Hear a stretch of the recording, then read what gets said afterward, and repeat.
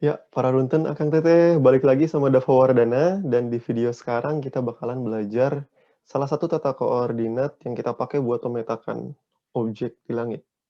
Dan ini adalah yang paling gampang, yaitu tata koordinat horizon. Kayak biasa, kita mulai dengan, kayak biasa, kita kan baru belajar yang ini doang. Kita mulai dengan gambar si bola langit ya. Jadi ceritanya ini bola langit. Dan kita sebagai pengamat itu di tengahnya. Bola langit di tengahnya banget, pengamat. Ya, anggap kalian berdiri di situ, tapi kita nggak akan ngegambar si orang-orangan ini. Oke, jadi ini bola langit, terus pandangan kita tuh kan dibatasi sama ufuk ya, cakrawala, atau kita sebut biasanya horizon. Jadi di sekeliling kita ini, kalau kalian keluar lihat langit itu ada horizon, batas antara langit sama buminya, tanah. Jadi kita di sini punya lingkaran horizon. Oke, atau biasa juga disebut ufuk atau cakrawala. Jadi bayangin kalian berdiri di situ. Bagian langit yang bisa kita lihat tuh kan cuma setengah bola doang, kayak kubah gitu ya. Setengah bola bagian atas bisa dilihat, setengah bola bagian bawah itu nggak bisa kelihatan karena ketutupin sama horizon. Nah, di atas kepala kita, bentar, jangan dulu yang di atas kepala, sorry lupa.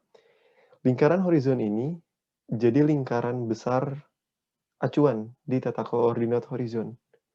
Kalau tadi kan di tata koordinat geografis kita punya ekuator bumi ya, lingkaran besar yang jadi acuannya. Nah, di tata horizon ini dia yang jadi acuannya. Kadang ini disebut juga dengan bidang horizon.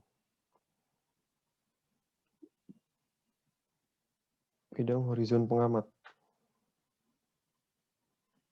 Tapi biar singkat, biasanya kita sebut horizon doang. Terus karena kita punya lingkaran besar utama, kita punya dua kutub terhadap lingkaran besar ini. Satu kutub di atas kepala kita, di sana, dan itu kita sebut dengan zenith. Namanya zenith ya. Satu kutub lagi di bawah kaki kita, ada di situ. Titik yang itu kita sebut dengan nadir. Nah, kalau tata koordinat horizon yang kita urusin tuh ini. Horizon pengamat, zenith nadir. Nanti kalau kita udah gabung-gabungin sama tata koordinat yang lain, itu nanti bejibun di sini banyak gambarnya macam-macam. Jadi harus inget banget, paham banget kalau horizon ngurusinnya horizon zenith nadir aja. Oke, sekarang kita pasti punya dua komponen. Ada komponen polar dan pasti ada komponen azimutalnya.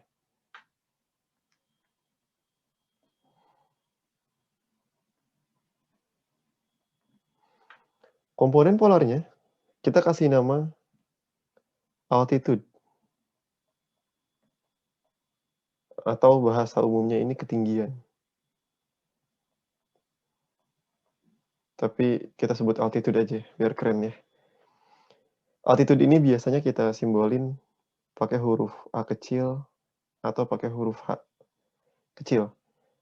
Agak fleksibel, nggak terlalu strict suatu huruf tertentu. Dan pasti kayak komponen polar lainnya, acuan nolnya ada di lingkaran besar utama.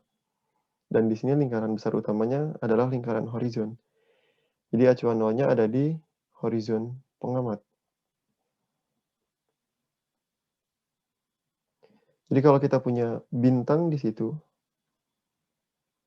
nggak ada warna, ganti warna bentar. Kalau kita punya bintang di situ, mau kita ukur altitude-nya berapa, kita proyeksiin dulu dia ke bidang horizon. Titik ini adalah titik proyeksi bintangnya di bidang horizon. Misal ini bintang A ya, kita kasih nama altitude dia yang ini. Ini altitude-nya. altitude si A. Oke. Kalau kita punya bintang di situ, kita mau tahu berapa ketinggiannya ya, proyeksiin juga dia ke bidang horizon. Nah, proyeksinya di situ. Misal ini bintang B, berarti itu altitude bintang B-nya. Gitu ya, jadi emang perlu diproyeksiin dulu ke horizon. Buat tahu altitude-nya berapa. Sama kayak komponen polar yang lainnya juga kayak gitu kan caranya. Itu si altitude. Dan buat ngebedain antara bagian yang di atas horizon, yang bisa kita lihat, sama bagian langit yang di bawah horizon, yang nggak bisa kita lihat, maka kita sepakat buat kasih angka positif, tanda positif buat yang kelihatan, yang di atas horizon ini, terus negatif buat yang di bawah horizon, biar nggak ketukar. Jadi kalau kita punya suatu bintang altitude-nya negatif 40 derajat, nah berarti dia di bawah horizon. Nggak kelihatan pasti. Kalau yang positif, misalnya suatu bintang punya altitude 70 derajat, atau kadang cuma gitu doang, nggak ada tanda positifnya, berarti dia di atas horizon. Pasti kelihatan. Nggak, kemungkinan besar kelihatan. Oke. Dan kayak tata koordinat yang lain juga, buat si altitude ini sebagai komponen polar, dia cuma punya rentang dari negatif 90 derajat, maksimalnya sampai 90 derajat. Semua tempat di horizon ini altitude-nya 0. Oke. Dari horizon ke arah bawah, ke daerah sini, itu negatif semua altitude-nya. Dan paling negatif di sini. Di nadir itu negatif 90 derajat. Terus yang daerah sini, wilayah yang di atas horizon ini positif nilai altitude-nya. Maksimal di sini, di zenith. Nilainya 90 derajat. Jadi kalau suatu saat kalian ngitung altitude dapatnya kurang dari 90 atau lebih dari 90, salah. Dapatnya kurang dari min 90 atau lebih dari 90 derajat, hitungan kalian berarti salah. Karena maksimal 90, minimal negatif 90. Itu buat komponen polarnya dia. Nah, sekarang komponen azimuthal. Kita ganti warna dulu, bentar. Nah, komponen azimuthalnya kita kasih nama azimuth juga. Namanya azimuth.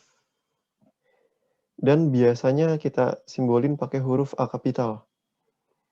Dan ya, kayak komponen azimuthal pada umumnya, kita harus menyepakati suatu titik acuan. Nolnya mau di mana? Karena komponen azimuthal kan mereka tugasnya muter-muter doang di lingkaran utamanya. Di sini kita butuh titik kardinal atau titik mata angin, arah mata angin. Disebut juga titik kardinal ya, istilah lainnya. Dan buat bola langit di tata koordinat horizon, ini kita selalu nempatin utara selatan itu di samping, biar enak. Tapi boleh ditukar. Utara boleh di kiri, selatan di kanan, dan sebaliknya. Misalnya sekarang kita bikin utaranya di sebelah sini, selatannya di situ. Jadi karena utara di kanan, maka timur di depan, baratnya di belakang. Ini boleh diputar. Sesuai kebutuhan. Selatannya boleh di kanan, utara di kiri, sehingga baratnya di depan dan timur di belakang. Oke. Biasanya yang paling umum dipakai si tata koordinat horizon ini adalah yang acuan 0 azimutnya ada di titik utara.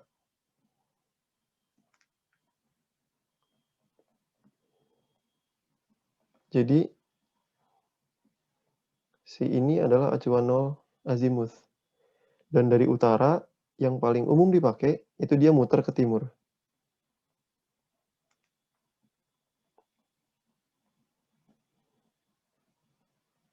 Berarti kalau di gambar kita dari utara muter ke sana. Berarti si bintang A azimutnya itu bisa kita ukur nilainya segitu. Jelek banget ya, bentar. Azimut si A itu nilainya segitu. Azimut bintang A. Azimut bintang B dari titik 0 sampai proyeksi dia di horizon. Itu azimut bintang B.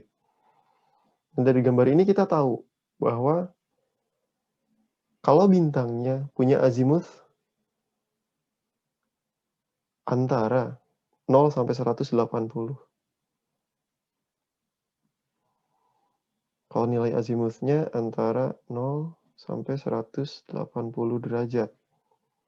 Maka ini bintangnya ada di sisi langit belahan timur. Bintangnya di langit belahan timur.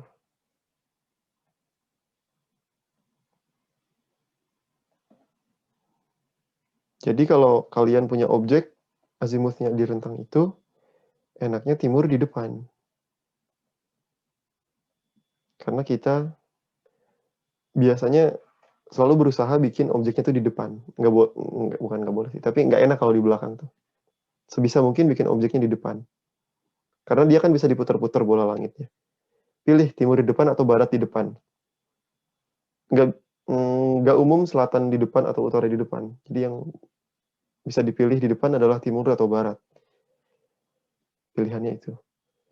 Tapi kalau kalian punya objek yang nilai azimutnya antara 180 derajat sampai 360 derajat, maka dia terletak di langit belahan barat.